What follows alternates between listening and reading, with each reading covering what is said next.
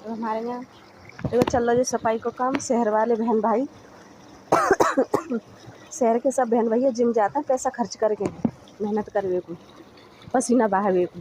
और हमारे यहाँ देखो कसला की इतनी मेहनत होता है कि बिना पैसा दें और मेहनत हो जाते।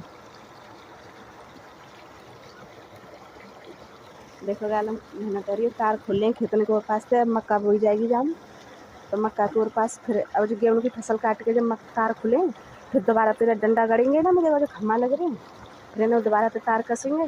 तो देखो गाँव में इतनी मेहनत है कि बहुत ज़्यादा है।